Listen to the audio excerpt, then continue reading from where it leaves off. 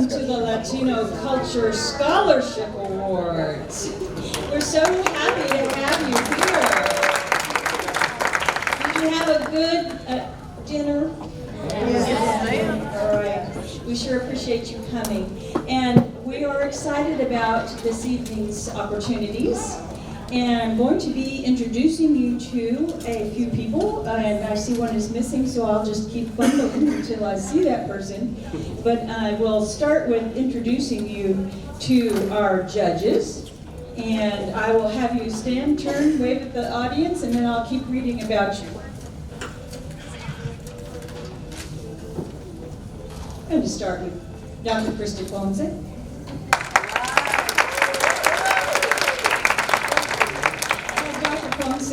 Became Temple College's 11th president on January 2nd, 2019, just a few months ago. We're so happy to have her here. And she's been very supportive of our process here. The process, I'll continue introducing her in a moment, but I think I'll let you know about this process because I had to explain it to her and to everyone along the way. My name is Dee Kirkland, and I am directing the Humanities Series events as part of my duties as Department Chair for Speech, Humanities, and Drama. And the Humanities Series has been around for, I think, about 8 years or so, and each semester some kind of presentation is given to celebrate the humanities. Now, if you know anything about humanities, you know it covers a lot of things. And so we've had anything from a psychologist who came and talked about his work. We've had a drum team that came and taught people to drum. We've had some dancers come. We've had speakers come and talk about how the voice is used. So it is all over the place. And the one thing that happened in each of those, in most of those I should say, is that some funds were available in order to support a speaker or a performer. And the only thing that was missing were our students. And so this time around, we set our money aside to support our students through scholarships. And what we've been able to do is offer an educational and entertaining opportunity for them. Dr. Biram, will you turn the music off for me? Never mind, Paulino's going to get it. Just realized it was not blaring, but competing. So our money is set aside to become scholarship money. And who's going to entertain us? Our students. We have a couple of students here who are not actually competitors, but we're going to hear from them in a little while as well. But back to introducing our judges. Dr. Ponce, prior to becoming the president of Temple College, she served as the executive vice president at Lee College in the Houston region. And prior to that, she was vice president of student success, resource development, and workforce. She also brings with her a broad experience from other higher education administration roles with the Austin Community College, El Paso Community College, and the Texas Higher Education Coordinating Board. Now do you see why she was qualified to be our president? We're so excited to have that so much experience in her past. She earned her bachelor's degree in education from the University of Texas at Austin, a master's degree in political science from Texas State University, and she earned a PhD in educational administration with a concentration in community college leadership from the University of Texas at Austin. Please welcome her again, Dr. Ponce.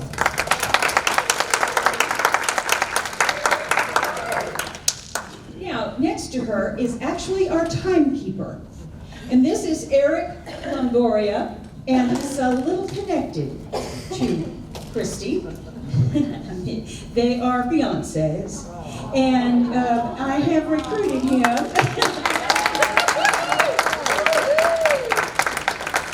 to be our timekeeper tonight. He is a business consultant.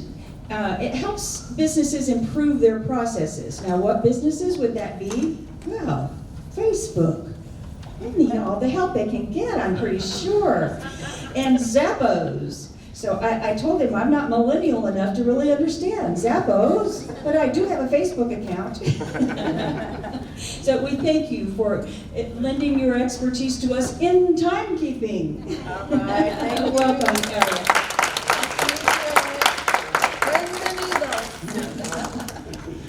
And our second judge is Paulino Castillo. Paulino is an independent insurance agent and a former Temple College student.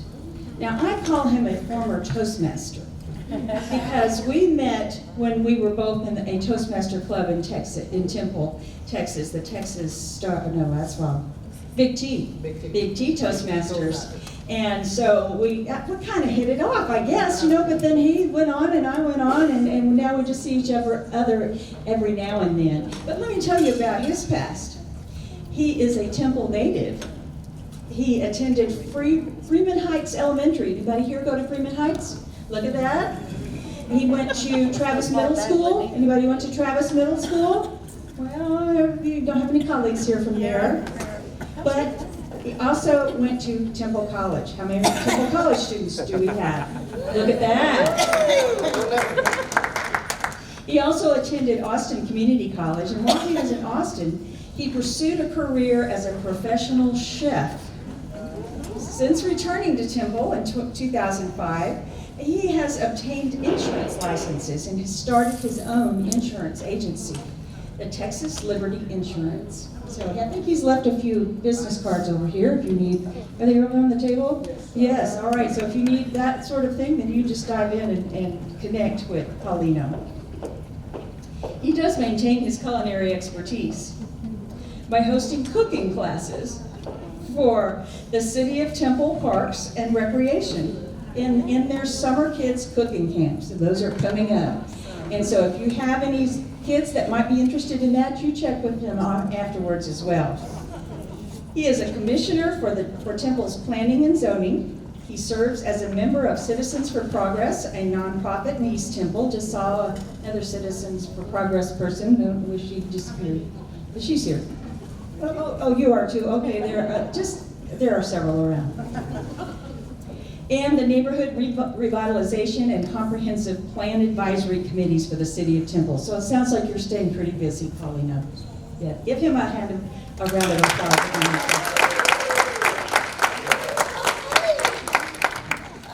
Our third judge is Zach Rosa.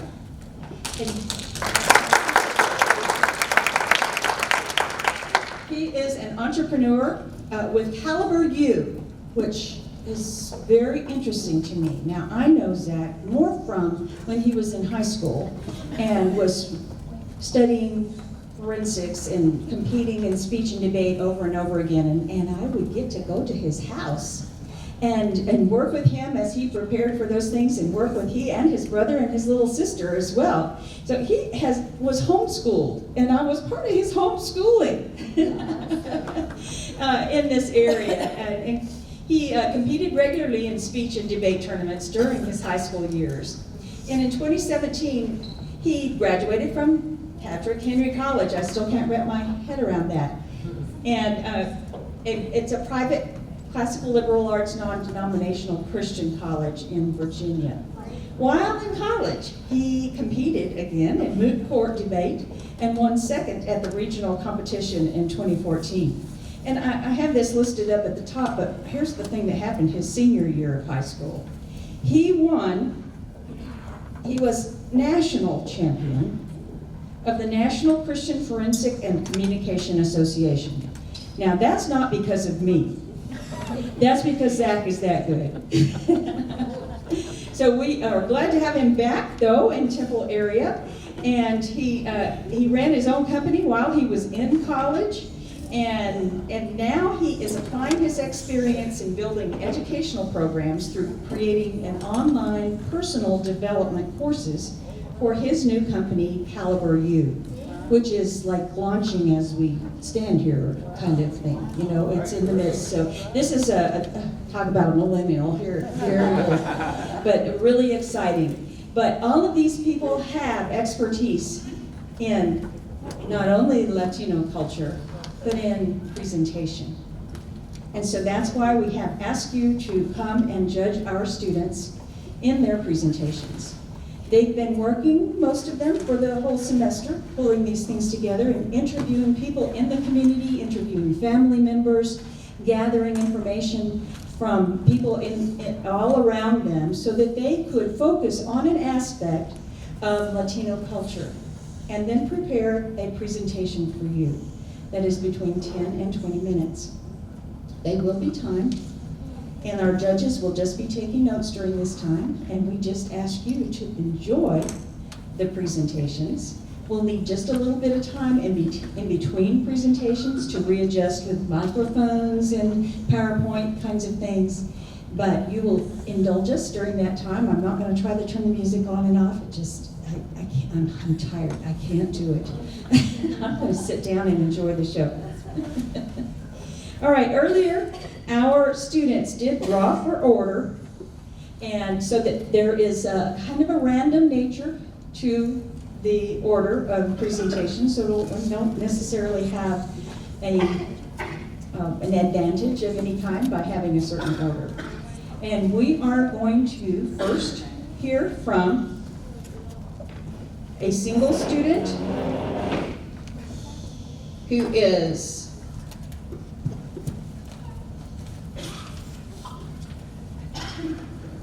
going to tell us about Latino contributions to history.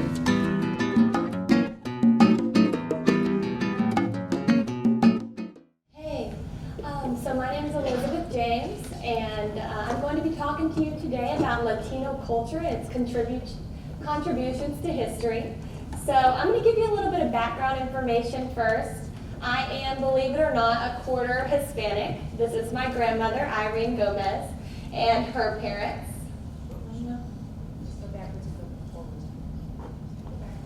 Okay, Irene Gomez and her parents, as well as her father's father's father, so her grandfather. And so that makes me a quarter Spanish. And I did prepare a sopapilla cheesecake today. It's her recipe, so I'm going to be passing that, or some people are going to be passing that out today as I talk about the history. Okay, so moving forward, I'm going to start with the contributions to Texas history. So at the Alamo. And when we think about the Alamo, we think about Mexicans and Americans coming against one another, and where this portion of land was actually won over by the Mexicans from the Spanish. So the Mexicans overthrew Spain in 1821, and they gained this territory which they called Tejas, which we know today as Texas. So there was a man who was really involved in the gaining of independence of Texas during this time, and his name was Juan Seguin. So this is Juan Seguin, and so Juan Seguin was actually on the battlefield during this time, and he was over the Tejanos who were behind the Anglos. So when we think about this, we think about the Mexicans against the Americans, when in all reality, it was the Anglos and the Tejanos against Santa Anna, the dictator, and the Mexicans behind him. So Santa Anna was a force that the Tejanos and the Anglos didn't particularly like and act as a dictator during this time. So Juan Seguin was on the battlefield, and on the battlefield, he was over the Tejanos who were behind the Anglos. So he was, speaking Spanish to them and giving them directions to be on the front line. So they were put up, mounted by the Rio Grande, waiting for the Mexican army to cross over. And they were going to give the message when they were to cross over to inform us. So once again, he was instructed by Colonel Travis Williams to go out and get reinforcement, because we knew that Santa Anna and his army were on their way to the Alamo. So Juan Seguin went out to get reinforcement to get his guys who were mounted up to come help battle. And he actually escaped death during that time. And that was when the fall of the Alamo was.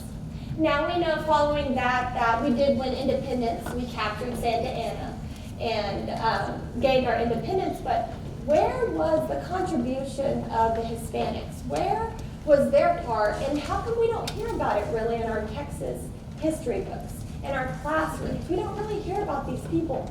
And so another man I wanted to discuss was General Felix Huston. General Felix Huston during this time was a newcomer to Tejas. And so Sam Houston, who we know very well, he had granted Juan Seguin commander at Behar in 1837.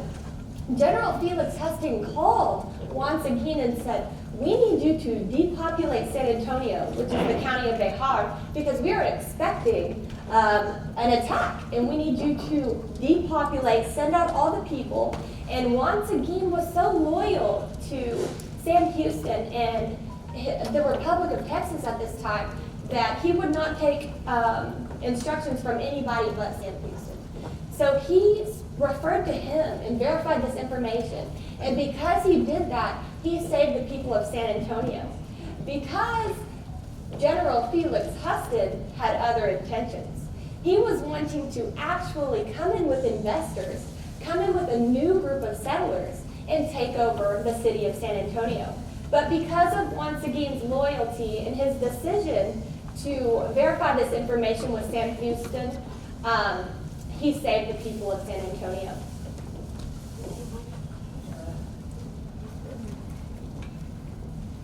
Okay, moving forward to Jose Antonio Navarro. Jose Antonio Navarro, whenever Mexico won the territory over Spain, he brought in many settlers from Mexico, and he brought so many families over, and he was really dedicated to his family and the culture there, so much that he was a migrant worker. And he rose up from a migrant worker to a political leader in Texas. And he only spoke Spanish. So he actually went as far as to be a representative at the Texas Constitutional Convention of 1836. So here is where the different representatives of the counties would come together, and they were going to create the Declaration of Independence for Texas. And Jose Antonio Navarro was one of the people to do that, and he actually signed the Declaration of Independence. So he made a big mark on Texas, despite his inability to speak English, and coming as a new settler. And with the overpopulated Americans, he still decided to rise up as a political leader and begin to rule in favor of what Texas had in mind. So,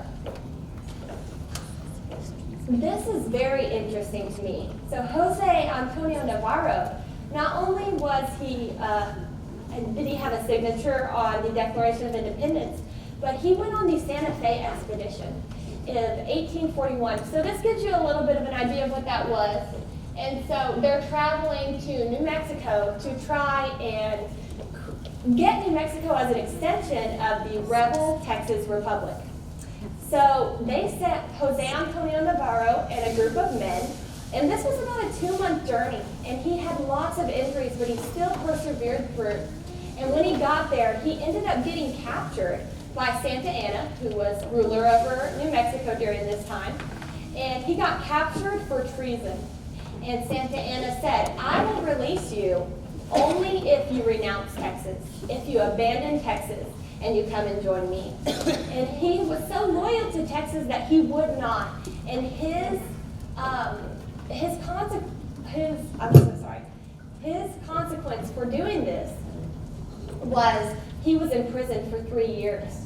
And so he remained prisoner for 3 years in New Mexico because he would not renounce Texas. And he was so deeply loyal to Texas. And eventually some Mexicans in that area helped to free him, and he escaped.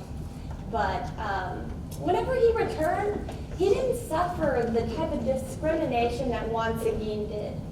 He didn't deal with it because of his sacrifice over in New Mexico. Now, Juan Seguin after the battle was over, he suffered so much discrimination that he had to flee Texas.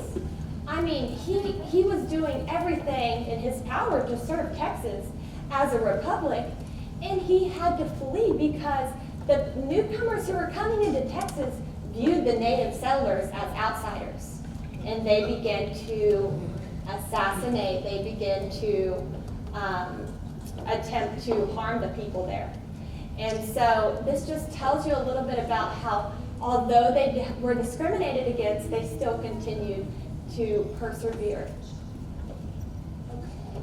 So moving down the line chronologically, I know there's a lot of battles in between, but there was one particularly I wanted to talk about, and this was World War II. This was veteran Jose M. Lopez. So in World War II, I think it was about 500,000 Hispanics were serving in World War II. And of the combat soldiers, the Hispanics were most prevalent. And so the people who were on the front lines, the people who fought in the combat war, were mostly Hispanics. And they had the highest representation. So the Medal of Honor, which is the biggest honor, award that you can get as a soldier, was given to 12 Hispanics. And so this is just huge. I mean, we don't hear about 500,000. I mean, Mexican Americans fighting in the war during this time. We don't get that in our history classes, in our history books. That's not in lecture. And so one particularly neat soldier here, his name was Jose M. Lopez. He, on the battlefields, fought so much so to defend his group that he took whenever the Germans came against them, and this was in Belgium. I'm sorry, giving you a little background information. This was in Krinkelt, Belgium.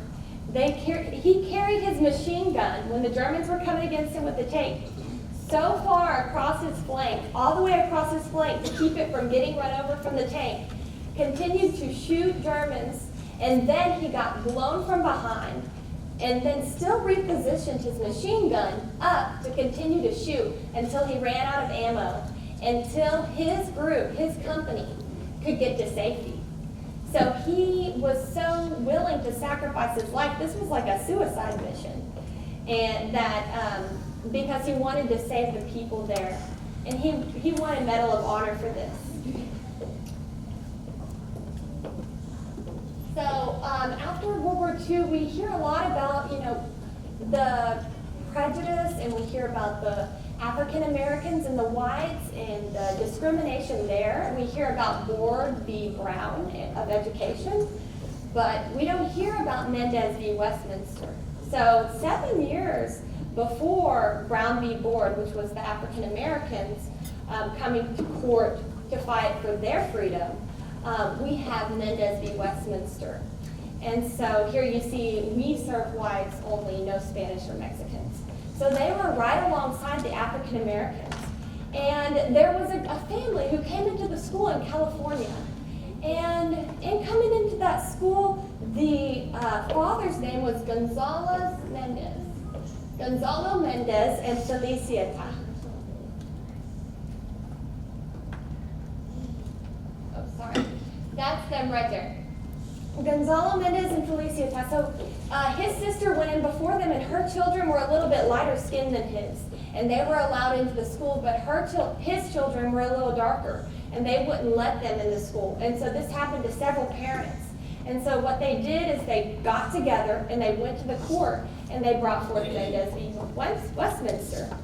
And so they wanted to fight for what was right and to this cruel segregation.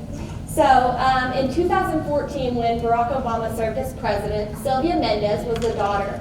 And she remembered so vividly what had happened during that time that she came and gave a speech regarding the Mendez v. Westminster and what she went through during that time. And she was given an award.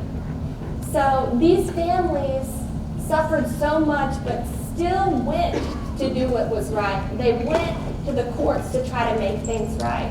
And we don't hear about this. Again, So this actually helped to propel Brown v. Board forward in the future because they won that case and they put an end to that segregation for the Mexican Americans, and they were allowed in the schools. Now, the war didn't end when they went to school, though. So just like when Juan Seguin in the Battle of the Alamo, his war didn't end. He was still discriminated against. And like after World War II, Jose and Lopez, his war didn't end either. They all suffered during this time. But they rose up to be leaders in Texas and in the nation, to do what was right, and to show their loyalty to the people that they loved, to their families, and to serve those around them. So I wanted to shed a lot of light on these people and just tell you about how they really, really impacted our nation and Texas. The Latino culture is marked with family and loyalty, and so many throughout history made change with these morals in mind. Their deep-rooted faithfulness and desire to serve those around them has impacted Texas as a state and the United States as a nation. Latinos deserve the recognition and credit for their contributions to history as we know it. Thank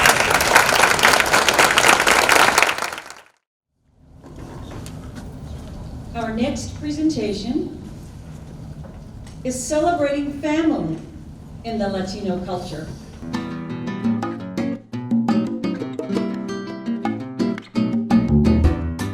I didn't bring cheesecake, I'm not gonna lie to y'all, I'm sorry. I didn't know we were doing that, but I would have made anything for y'all. Sorry. Family is not an important thing, it is everything. It's a quote that I found about how Latino culture, they believe family relates to everything. My name is Kelly Zapnick, and I'm here tonight to answer a question that was asked to me at the first meet and greet for this event. What do you enjoy the most about the Latino culture? At the moment, most of us, our answer was the food. I mean, come on, people, we love the food. Thought about it long and hard. Let me get back to you on that. Sat there, I know what I can talk about. I can talk about scholarships, things that we can encourage students to have and find and get to going to school, and how we can do that. It ties into my job here at Temple College as well, where I'm the financial aid advisor. I'm going to make you go to school. Come on, let's get you going. Had it all ready. Had a friend that was going to come up, and she was going to help me present about how she, everything. Her good, the bad, the ugly, everything, making it to where she was first generation, coming all the way up with nothing to now she has a master's in science. Her husband is a doctor. They both worked their way up, and it was going to be this inspirational thing. Last night, or yesterday morning actually, I got a phone call. Baby's sick, we can't make it. Oh boy. But instead of panicking, first thought was, what do you need? Does the baby need something? Do we need to make soup for you? Because they're going to put that baby first. And we're good right now. We'll let you know what we need when we need it. And before she hung up, it was, I'm so grateful that you are my family. And that hit me. It was, wait a minute. I mean, we tell each other we love each other all the time when we're talking, but you just hit me. So tonight, I'm going to talk about the importance of family in Latino culture, because this changed my entire speech last night. My classmates are here, and they were part of that inspiration to me as well. They're going to be in this. So I'm going to talk to you about how the family is the center of the culture. Extended family is also included in the nucleus of the family nucleus. And family is supported by one another. Familial relationships are regarded more highly and are influenced by cultural beliefs in the Latino community. That was from healthymarriageinfo.org. They're talking about how everybody comes together in the family. It is the number one thing. When you hear on TV, you hear on the radio, it's, my family, they're the ones that I need to go to. They call it collectivism. I could not say it in Spanish. My accent is horrible, and I'm so sorry, so I didn't want to make y'all's ears bleed with my Spanish attempt. But basically, it just translates to family needs to go before your personal needs. How many times have you put your own needs to the side because your family needed you? They needed you to be better. My friend Cynthia that I was speaking of earlier, I've seen them do this over and over again. They put their own needs to the side so that they can come to you. They can, the baby needs something, but they don't even question it. It's gonna happen. Events like this, they were heartbroken because they couldn't be here. It's all right. I mean, sometimes we can't do it for the family, but that's what our goal is to be a huge part of the family and extend that out.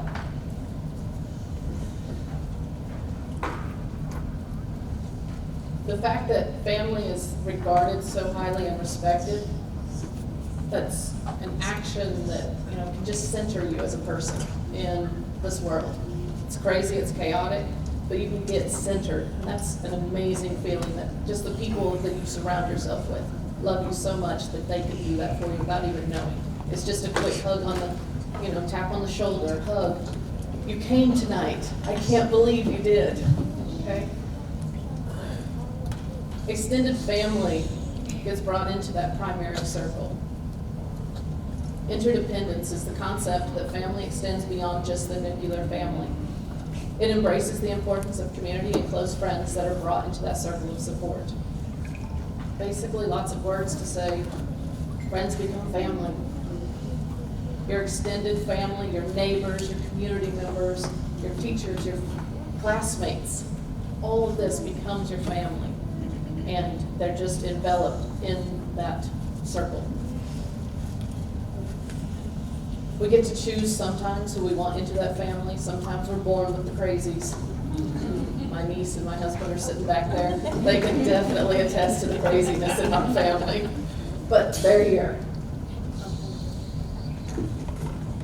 Today, multi-generational households are not as common as they once were. Extended family members still do tend to live near one another, making it to where those weekly meetings and gatherings and meals can happen.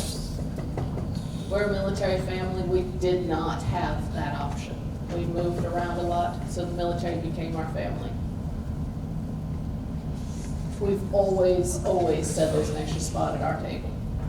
And my friend Cynthia and her husband have exemplified that for us as well. Once a week we have a meal together. It could be a quick Chick-fil-A run, it could be a sit down, let's have drinks and we're gonna sit and the baby's sleeping, so we're good, we got this. And the first 20 minutes of every meal is, how's your niece? Did she do well on her test? How's the baby? How's Hector doing? Has he got his fellowship applications all in? Like, what's going on? And you know that that's what's going to be asked of you every time you sit down for a Friday meal. There's a friendship that started at work. And now we see each other once a week and we call each other about 3 times a week. So on the phone all the time. The fact that she can get to her car and head down to Laredo once a month amazes me. It's a 5-hour drive. She packs the dog, the kid, the rabbit, the husband, and they all go.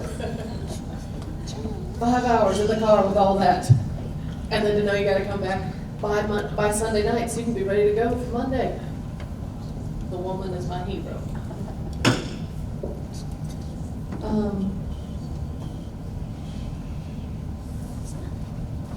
Knowing that you can have all of that gives you a safe place to fall when you need to. Brings me to my last point of the importance of we support one another in a family. We see each other through our successes, our failures. We're there for one another. I can come to you and say, oh, boy, I was nervous tonight. And I can look out and say, I have smiling faces. I have people that are supporting me. When I decided to go back to school, scariest day of my life when I made that decision, Cynthia and Hector were there. They were supportive.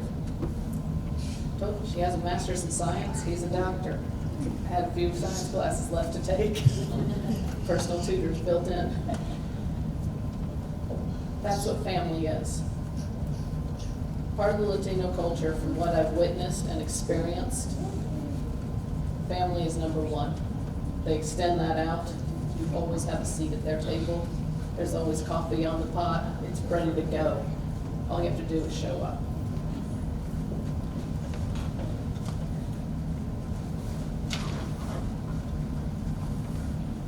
Family is the aspect of the Latino culture that is so intertwined into our lives today that sometimes you don't notice it.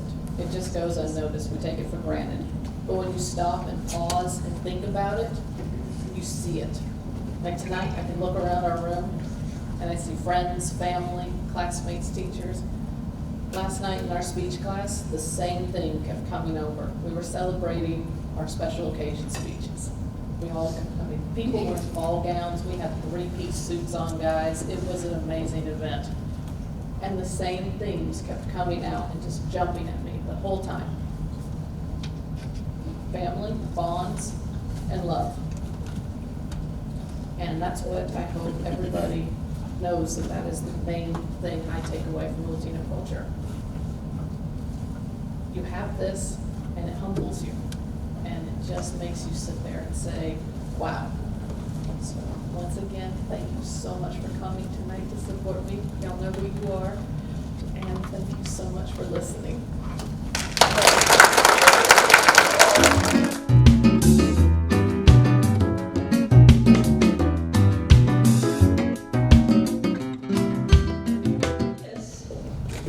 This is the Latino struggles.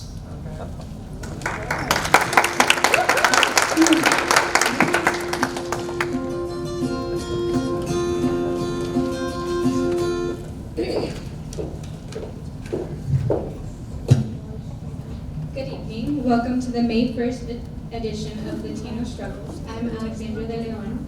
This is Erica Mendoza, and this is Vanessa Castro. Today we will be highlighting issues that Latinos face throughout their lifetime. Our featured topics include communication, culture shock, and college. Recently, we visited with several folks in Temple, Texas to find out their struggles and solutions. We will now present you with these interviews.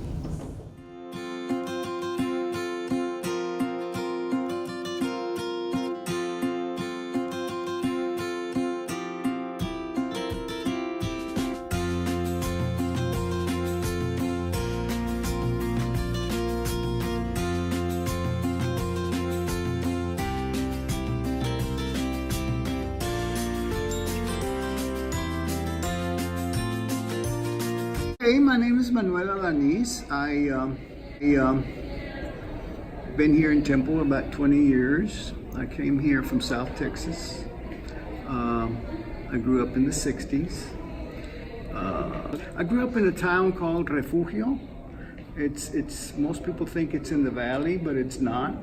It's near Corpus Christi, between Corpus and Victoria. And it's a small town, kind of like Little River. So had a great school that I went to, but it was back in the era where Hispanics didn't necessarily go to school after high school. Unfortunately, the system wasn't set up to encourage us to go to college or junior college or any kind of education after high school. We were lucky we got to high school. I experienced a lot of,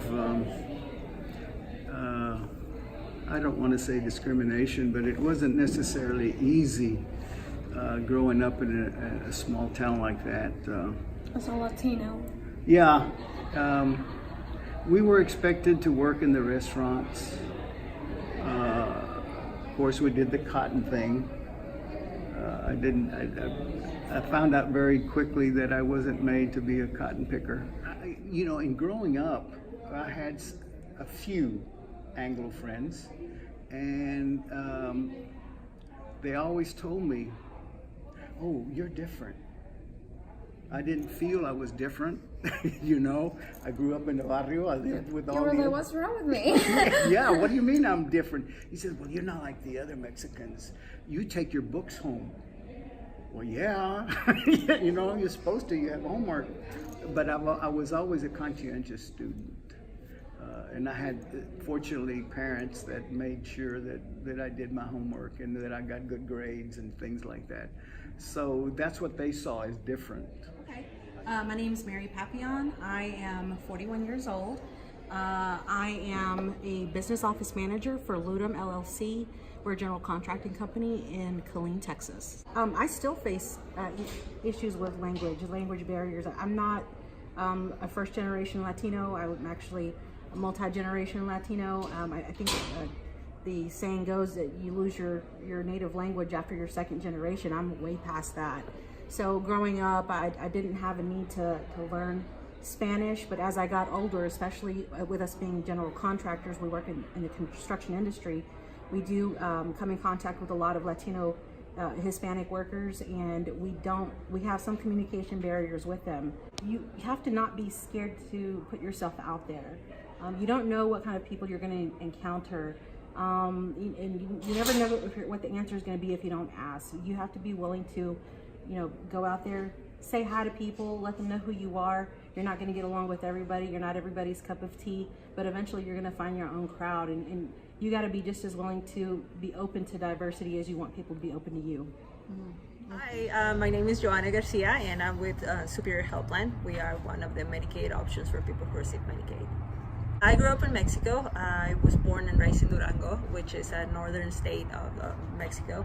I moved here when I was 16 years old. I came to Temple High School. I graduated in 2004. It was hard. Of course, I moved here when I was 16 years old. I had no idea of the English language, so I had to take ESL classes. I joined the soccer team for Temple High School, and I was able to get a scholarship for Sam Houston State University. 2008, I graduated with a public relations communications degree, and then ever since then I've been working on the marketing industry kind of thing. The language. When I first got here, the language, the culture is totally different. In Mexico, you grow up, you go and have dinner with your family, they cook you meals, and here is just totally different. They're busy working, they're not really involved in the education just because the language is a barrier. So you have to become very independent, very, very independent. And it's hard because you have all these kids and all these parents that are involved in extracurricular activities, and you're by yourself. So of course the language was the very first thing, but culture is just different. In Mexico, we're not used to going out with friends on the weekends and just hanging out with them when you're 16 years old. And here it's totally okay for kids to go out there and do their thing. So that was a big shock for me. Don't give up. Just always follow your dreams and work hard. It's not gonna come easy, but if you have a goal in mind, just don't stop until you reach it. That's simple. Hello, my name is Christian Leon, and I'm from Jalisco, Mexico. I was born in a small town called Jesus Maria. My perspective changed coming to the U.S. That everything is great, everything is it's awesome and stuff like that, but it has their cons and their pros and stuff like that. In many ways, just music, things, how you think, how you grow up, just in many ways, like your culture changed a little bit, and it's more like a cultural integration. It's more, it doesn't stay separate. It's just joining the Mexican culture, United States culture, and just coming together and making the best of it. My name is Marcos Leon. I am 32 years old. I was born in Jesus Maria, Jalisco. It's central Mexico. I moved to the U.S. when I was 10 years old. Basically, I was moved here with my family. It's very, it is difficult when you first move into the States. The change is not easy. It takes a while, and it takes a while to adapt into the language, the ways of living. There's the faith. I come from a town that where only one religion is involved, and coming here, it's so many ways of thinking, so many faiths, and so it definitely it's a cultural shock when you come to the States, but the change is great. I think change at the end of the day is great, and it makes you more open to the world. What is advice you would give to someone coming into the United States? To be patient and to adapt to the country and not ask the country to adapt to them. So basically, you got to know that's going to be a big change, and it's not going to be easy. But once you involved in it and learn the system somehow, you will appreciate the country. I think this country has many beauties, and if not, it's the best country in the world, because you know, it's not easy for just any country to hold so many cultures and at the end of the day, in a way, respect them. And I think the States does a really good job at respecting cultures and their way of thinking and the freedom of faith and speech. So I think if you hold to it and be patient, you'll love it.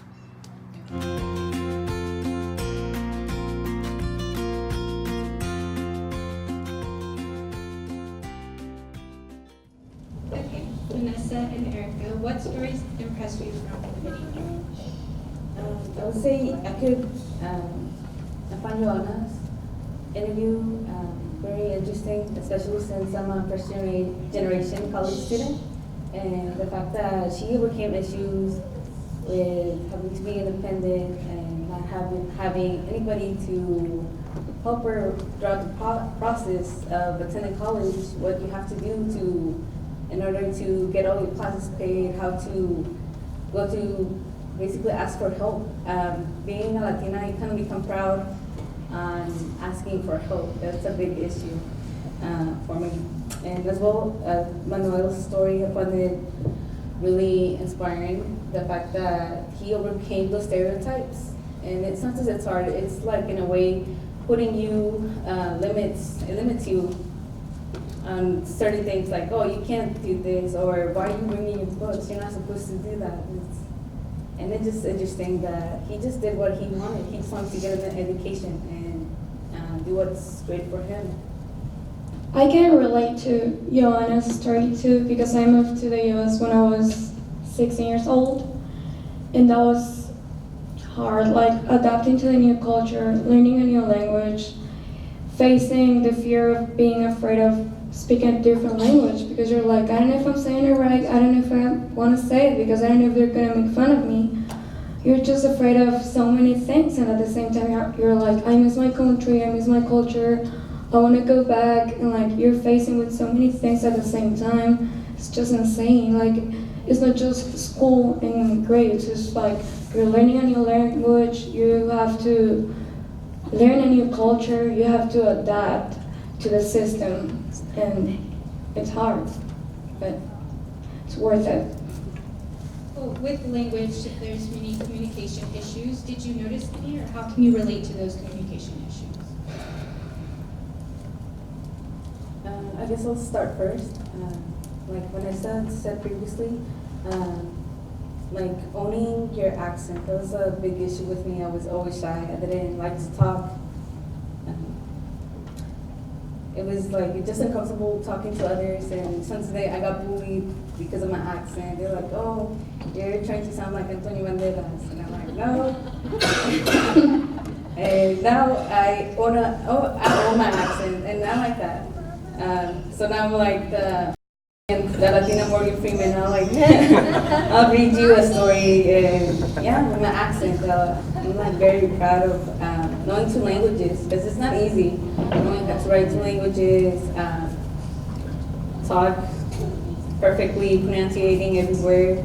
And sometimes in Spanish, a lot of people are like, oh, you just mispronounced this Spanish word. But it just happens. Like, you just need, it happens to the best of us. But sometimes you forget some words in English or in Spanish. And so, Okay. Well, what elements of culture shock were revealed in your stories, or what can you add from your own experience with culture? From the interviews, they talk about culture, culture, culture. Because when you come here, you start not losing your culture, but like you start adopting a new culture. Because now you like these things and you like these people that is not your people, but at the same time you start like loving them and you're like, they're so kind. Like, like it's just like we're all people. Like it's different cultures, but we're all people. Like we all feel and we all have fears and we all want to do things and we all have problems. But at the end, we're all people. So that was one thing, that it was not just about cultures. It was more like learning that humans are humans independently. If you're from here, I'm not from there. Like we're just humans and we want things and we have goals and dreams. And accent doesn't change your goals, your dreams, anything. A few of our interviewers referred to education. As college students, have you found yourself with struggles when it comes to education? Yes, all the time. The first time I filled out FAFSA, it was the most difficult thing. And especially having to ask my parents, I didn't know like what kind of form I needed and how do you say it in Spanish, because I'm not familiar with filling out taxes or what the forms are called in Spanish. And how do I let my parents know what I need in order for me to apply to school? So that was a difficult thing. So it's like includes language barrier and as well some of the struggles that I had to deal to attend college. And being a first generation as a Latina in college is like one of the most confusing things. Because you cannot go and ask for help because your parents don't know much about the education system here. So you have to figure out everything by yourself and you want to do your best, but at the same time you're so confused and you're like, you have to be your own motivation and you have to find out everything, asking people, your principal, your advisor, or asking Google. You have to find out what to do, what's next. Yes, so. Thank you, Vanessa. So just to recap, we highlighted the issues Latinos face, as well as bring awareness to those who do not have an understanding of the Latino culture and struggles as a Latino. We never want to leave you with just the struggles, so we want to offer some solutions. Miss Erica will be sharing some information on solutions for those of us who may be struggling with Latino issues. So I would say it's important to have a discussion. Doesn't matter, they don't have to be specifically Latino. Sometimes I have non-Latino friends, and as long as they listen, sometimes they understand. And in a way, I kind of teach them Spanish, and they're like, oh, I learned this word, I know how to say school. It's just interesting that you can share your culture with non-Latinos. And as well, we share memes, and they're learning Spanish, so they tag me in Spanish memes, and I'm like, okay, they're learning Spanish, so they so they can laugh like in two languages, understand memes in both languages, and I find that really interesting. And as well with issues and struggles, because some of them non-Latinos, they might not face the same issues, so they might not understand exactly what you're going through, but sometimes you just gotta let them know, let them in, hey, this is what's going on. And as well, I would recommend checking out these YouTube channels, Pero Like and Me Too. So they talk about different issues, and as well, there's a video about answering the 25 most common questions for Latinos. And one of them is like, are all Mexicans Latinos? And I'm like, no, that's Latinos. They could be from Puerto Rico, Guatemala. They're not strictly just Mexicans. And just common questions like people just might have. So I would just suggest you check out these channels, and you'll definitely learn about Latino culture. Thank you, Vanessa and Erica, for giving us an insight on Latino culture. We hope you guys enjoyed.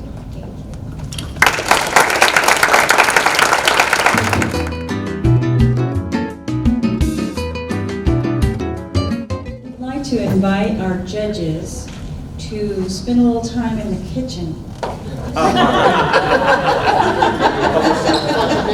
Yes.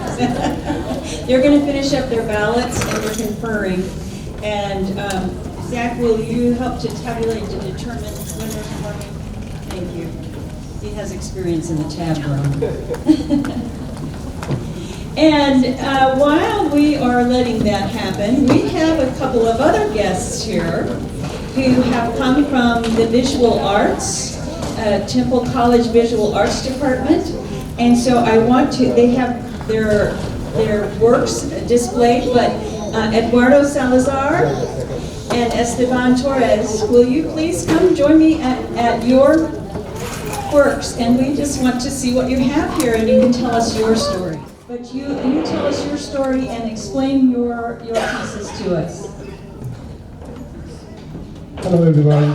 It's an honor to be here and listen to all these stories. I'm really excited of being part of being Latino and I'm going through a lot of the struggles that a lot of people have gone through. I came here when I was 26, but I knew no English. I had $150, and but I was raised in a very colorful place in Mexico, in Veracruz, and I fell in love with all the colors over there, and I guess they were part of me, but I always was doubting about whether to do biology or to do painting. And just last year, I decided to start taking classes.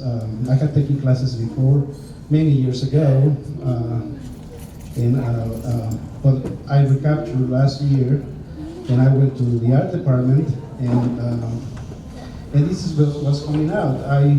I was focusing on issues that people are talking about tonight, like family issues, that they're simple relationships that are very, very powerful and that are in my heart. You know, like when I was traveling in Mexico and I saw this very humble couple, but yet they were full of happiness, you know, and it's like, well, they don't have anything. How can they be so happy? And so I was always impressed with things like that.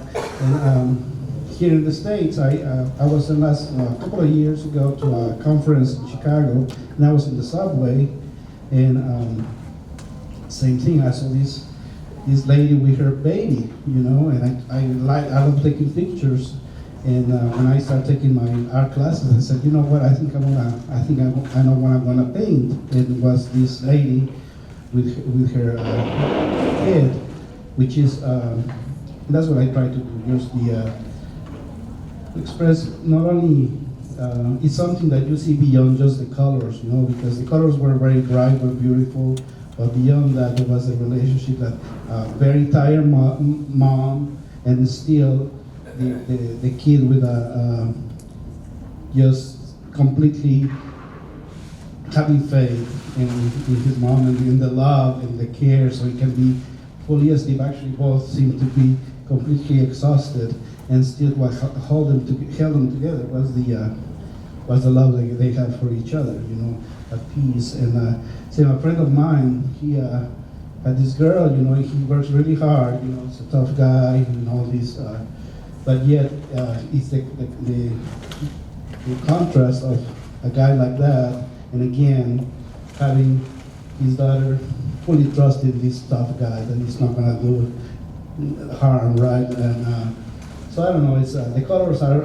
I think I brought them from Mexico, from all the that I experienced over there, and I start seeing better as taking these classes as an adult. And so I encourage everybody to take some art classes because it opens your eyes to see much better. And I don't know. You can see whatever your eyes can tell you. So I may have maybe you didn't see what I was trying to convey, but I don't know. Is that the idea? Yes, that's awesome.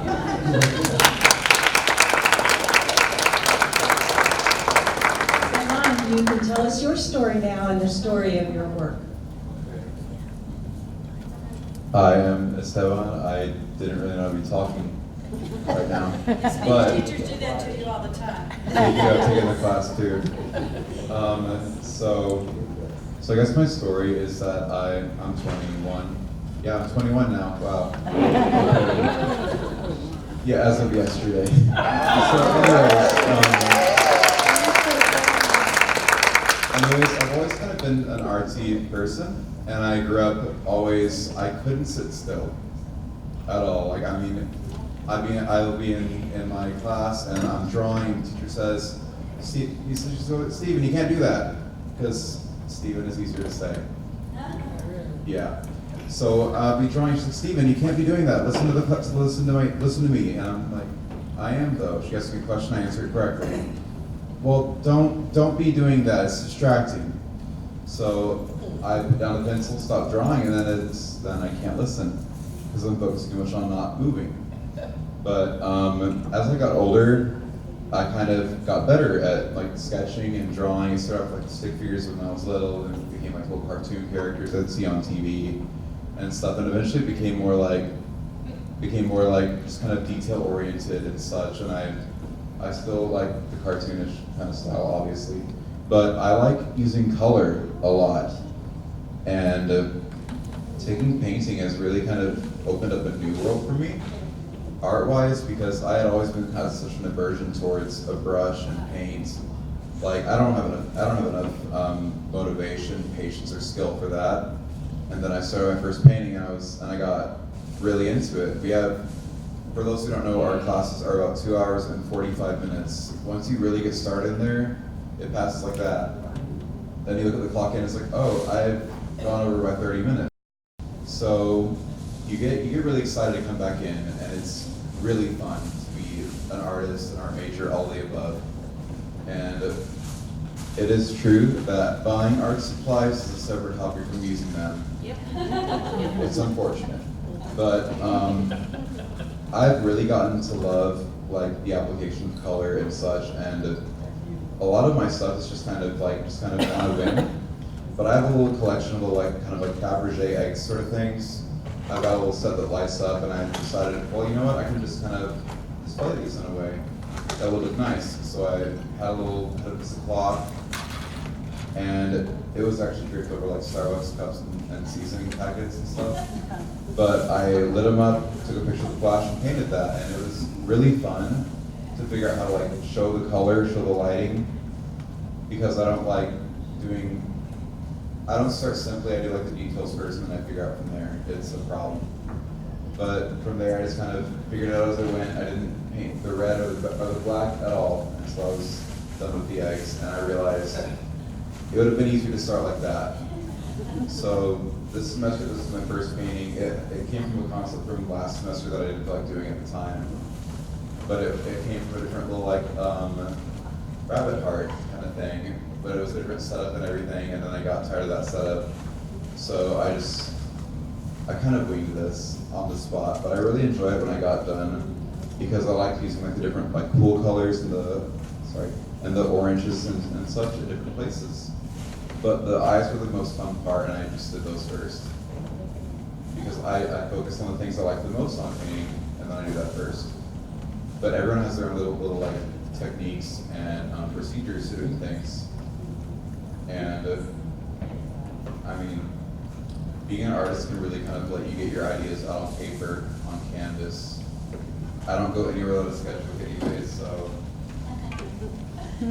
I don't leave home without one.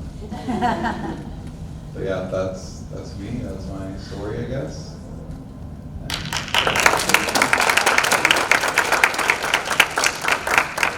You see, anyone can be a speaker. All you have to do is be yourself. Yeah. Yes, be yourself and have a passion and let it flow from there. Now, I want to show some appreciation to all of our students. So, all of our student competitors, please come up. And we're going to have them introduce themselves, since you didn't really get to, some of them did introduce a name, but you don't know anything about them. And so, come on up, girls. Hello, my name is Vanessa Castro. I'm 18 years old. I'm studying to become a speech therapist. I would like to help kids somehow. I would like to treat kids, basically. I like to work with kids. I like to travel. I like music. I like art. I like pretty much everything. Yeah, I love cultures, and that's what I'm doing in school right now. calling them up in alphabetical order. Next is Kelly Zapnick.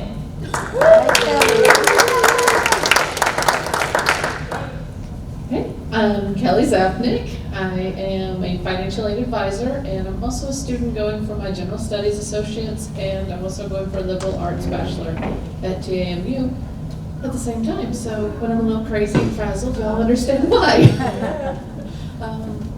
That's about it. Alexandra De Leon.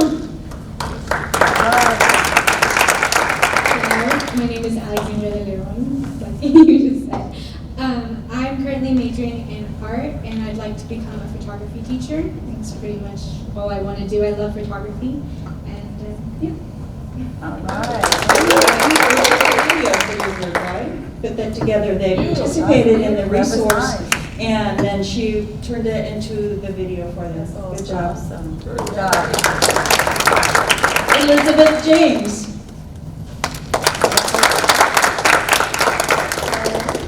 So, okay. I am a student at Temple College currently. I transferred from Howard Payne University in Brownwood. So, my major is nursing.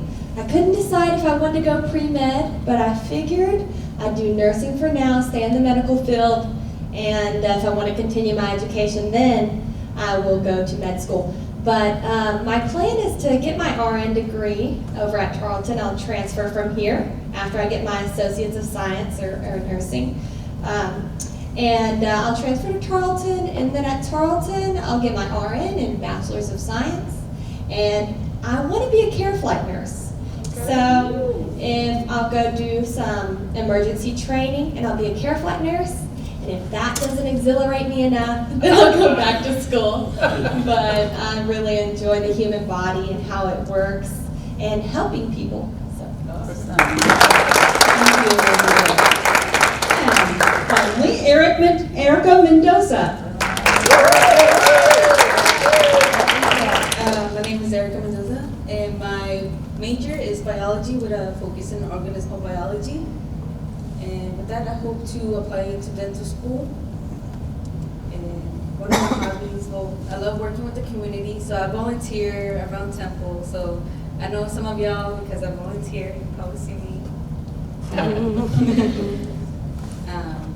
Like volunteering on my free time, on weekends, and also in the mornings. And yeah, I love science. Ever have the chance to help somebody, I usually do that because it just makes me happy helping somebody, making them smile. Let's hear it for our students. She's also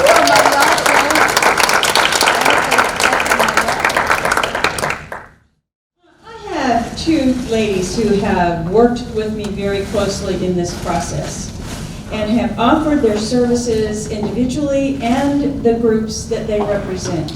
We partnered with the LULAC organization, well, two LULAC councils in Temple. One, our young adult LULAC council on campus, and the adult LULAC council in Temple 4971. But I want to welcome Eva Garcia and thank her first.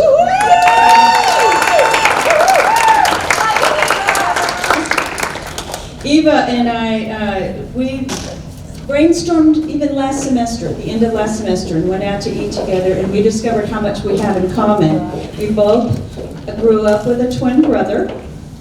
We are very close to the same age. I'm not saying who's older, but it's not me. Oh, yes, it is me. Sorry, I had that wrong.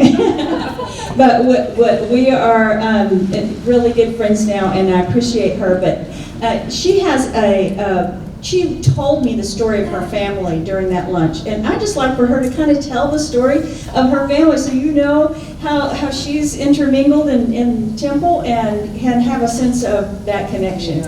I've also given her a certificate of appreciation to the LULAC Council 22305, which is our Temple College young adult LULAC, and several of our presenters were actually part of that.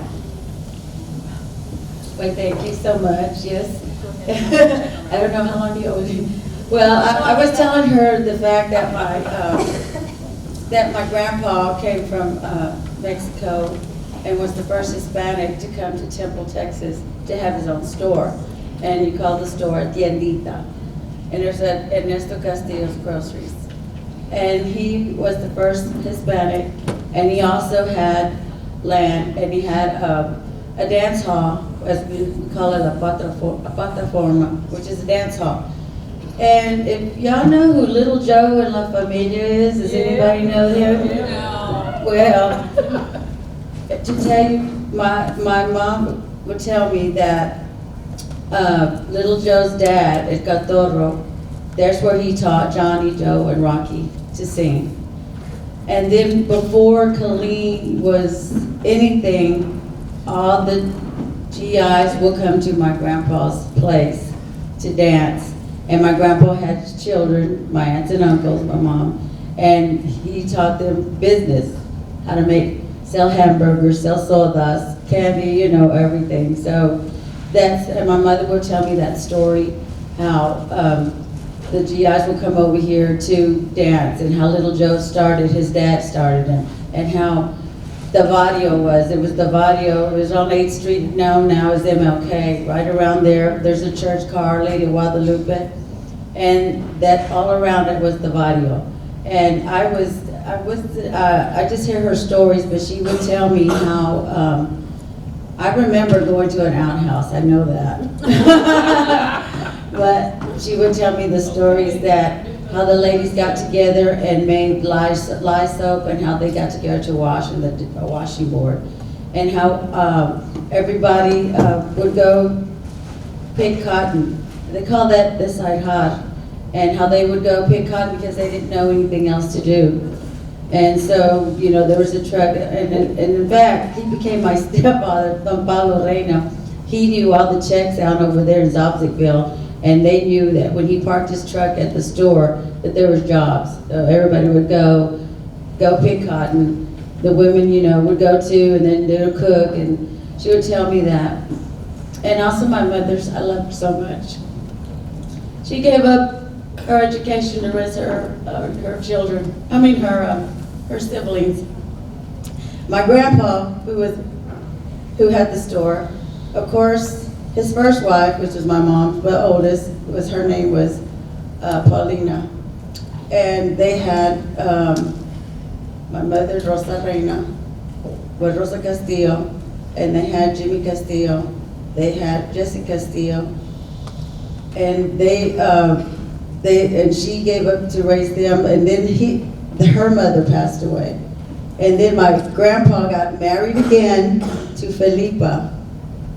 And Felipa had, as you're well known, he was a well-known English teacher, Henry Castillo, and Rosa Lucero, and my Aunt Jamie, and my Uncle Ernest. And so she passed away.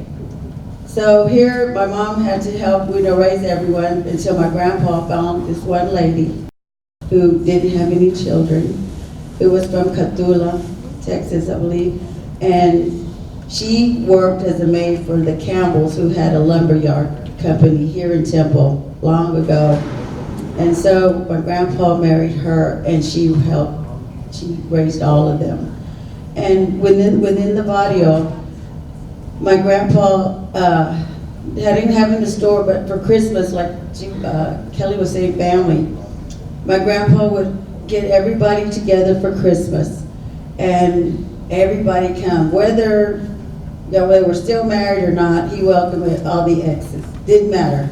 And when they sat down, it was all about bring the kids. I don't care if you are together or not. We were coming, bringing the kids, and everybody, que se importan bien. It means you better behave. You're gonna act right. Importate bien. That's what that means. So that's how it was. So we would all get together, have a big old tree, all these presents, and that's how, and lots of food, and that's how I remember growing up and going within the church, going to the catechism classes, being there with my friends still today. Their families were my mom's best friends. They were in the organization Guadalupanas, but we all grew up together close together, and I know Judy remembers some of the stories. She could probably tell it more better than me, because I just remember what my mother told me.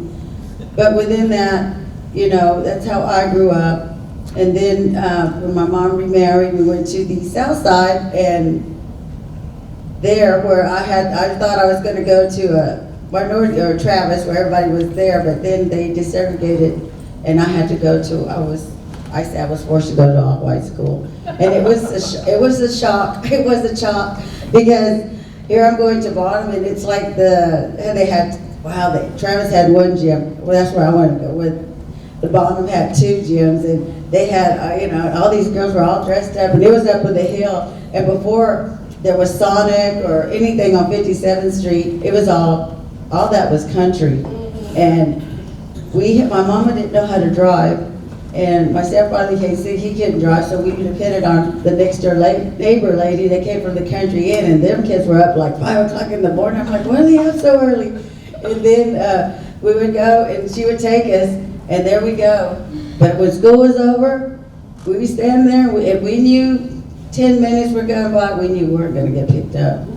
So there we go, and you know, we're down from the hill on down, all the way down to Bonham, all the way where the boys club is now. My mom lived right behind it. Wow. So I can say I had to walk in the winter and rain, sleet, snow, or rain. I was there walking. But anyway, I have gone through some struggles in my own life. And, but my mother, like I said, she didn't know how to read or write, but she had common sense. And when she divorced my dad, the only thing she had was her domestic, but she knew how to clean and stuff. And then, if you ever know the Temple Beauty School, which is downtown, they were called Mr. and Mrs. Tuck. And they were looking for someone to take care of their 4 children because they were trying to get this beauty school together. And so my aunt happened to be in the school, so she told them about my mother. So they hired my mom. So, and my older sister had an older sister, she stayed home to take care of us. But we wouldn't see mom, but that's how she took care of us, by knowing how to clean, how to cook.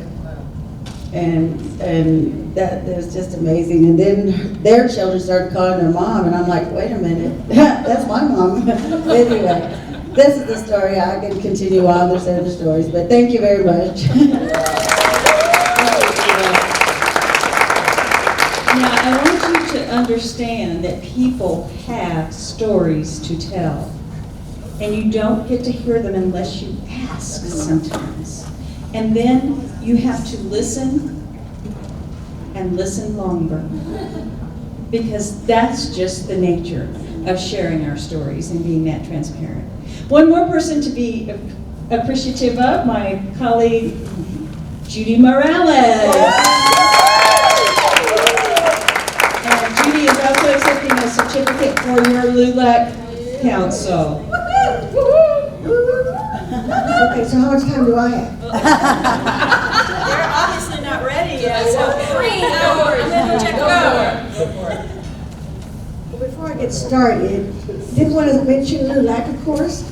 If anybody's interested in joining our council, it's 4971. We're the adult council. We have a young adult council, which is our college council, and Erica over here is our president of our young adult council. And what our council does is support anything that they do. Yes. And so LULAC is all for one, one for all. So whatever we can do to support our young people, that's what we do. That's right. I think this next year we're going to have to really work and do some raising of scholarships. I really like this whole concept that they put together. Don't you think she did a great job? And congratulations to the students who participated. I learned a lot. So thank y'all for participating in today. The other thing is volunteers. Anybody want to volunteer? This Saturday's a great opportunity. We're going to do it in Ferguson Park area. We're going to be doing a major cleanup. We're going to be doing that all over town eventually. We've got sections of town the city is going out, really trying to revitalize and redevelop a lot of our areas, especially the East Temple area that really has been neglected for a long time. But now it's our turn, and this is where we're starting. So if you're interested in volunteering, I have some flyers here. You're more than welcome. Just show up at Ferguson Park at 9 o'clock Saturday, weather permitting. We've been raining already once, but they think it's going to be okay. So if not, just kind of watch for Facebook or however else they do it in newspaper, whatever, they'll let us know. So I think with that, I can't tell you my story because the judges are back. But I really want to thank Dee. Okay, real quickly. My mother was born in Mexico. My dad was from Brownsville. He worked for the VA hospital, so we moved to this area, and I've lived here ever since. So this is Temple's my home. I was, of course, born in Brownsville. But I remember way back when, where, you know, the male is dominant, and my mother could not go out to work because my dad expected her to stay home and take care of us, which she did. We really had a good family as far as that was concerned. But she she wanted to go do other things. So what she did was she started a furniture store right next to the house. And she had used furniture called Mike's Used Furniture. She did that for about 40 years.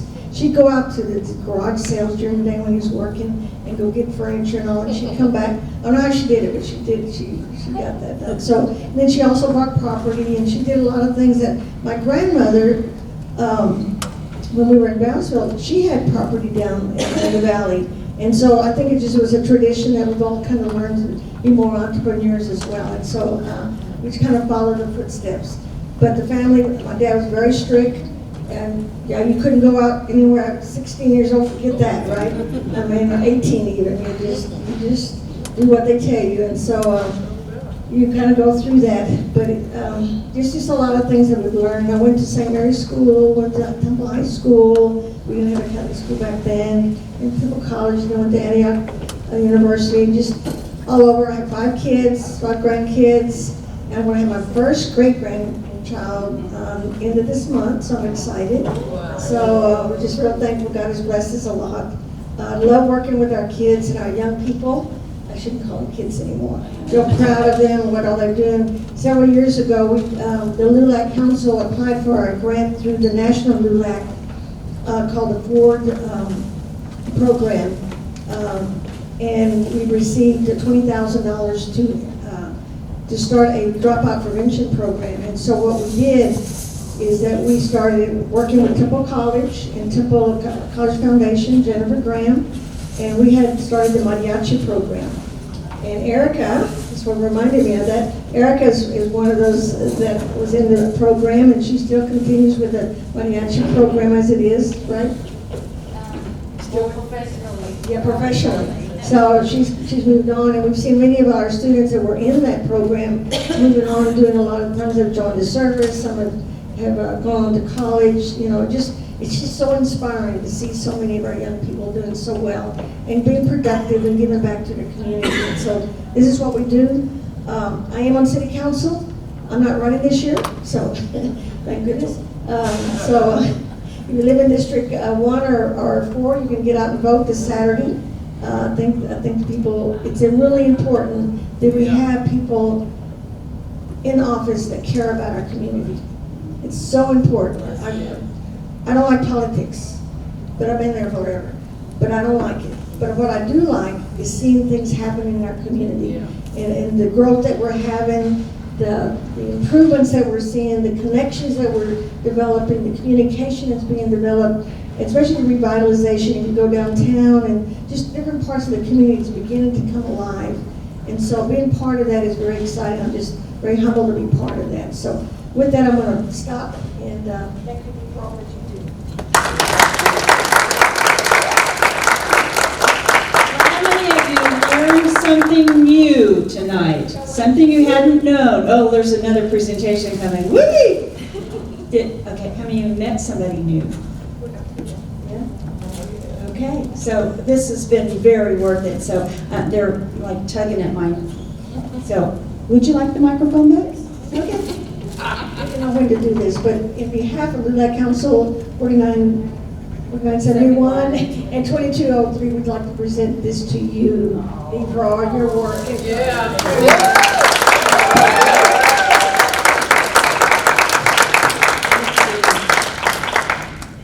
Yes. Listen, you know what? This doesn't have to end. because this was a one-time thing for the Humanities series, but LULAC wants to pick up and keep doing this. And that's going to take some fundraising. So if you have your program, turn it on the back side, and you can see how you can be a part of contributing funds to continue a scholarship fund for this Latino Cultural Scholarship Award. It doesn't have to go away. And so we appreciate who you are and what you have brought to this event. And you don't have to be Latino. You don't have to be Latino. All right. Well, our final thanks is going to our judges. Thank you so much. Man, I thought they were just kind of visiting back there, you know, just getting to know each other, and every time I check on them, they're going, this is hard. They wanted me to make the call. I go, no, it's your call. And so they worked it out, and we truly appreciate you. Dr. Christy Ponce. Santa Rosa. Marina Castillo. So, you want to know who won? Yeah. All right, all right. Are all of our contestants back in the room? They are. And I'm going to start with third place, and then second place, and then we'll all know who first place was. Okay, or is. Third place is being presented to Kelly Zapnick from the family and the Latino culture.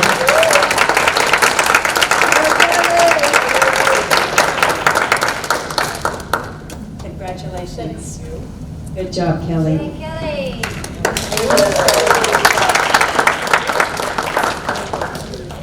Second place is being presented to Elizabeth James. Contribution to history. Great job. And thanks for the dessert, right? Yeah. Well, I guess that means the Latino struggle. Come on up, girls. Congratulations.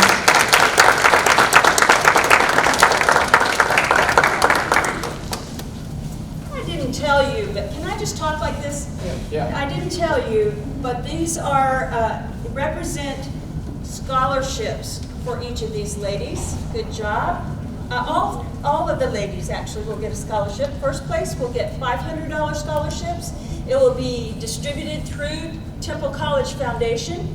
Our second place winner will be a $300 scholarship, also distributed through Temple College Foundation. And our third place winner will have $100, which covers a book. Yeah.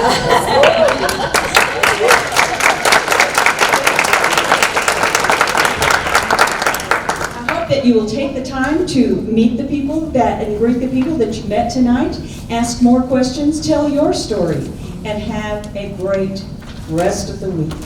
Thank you.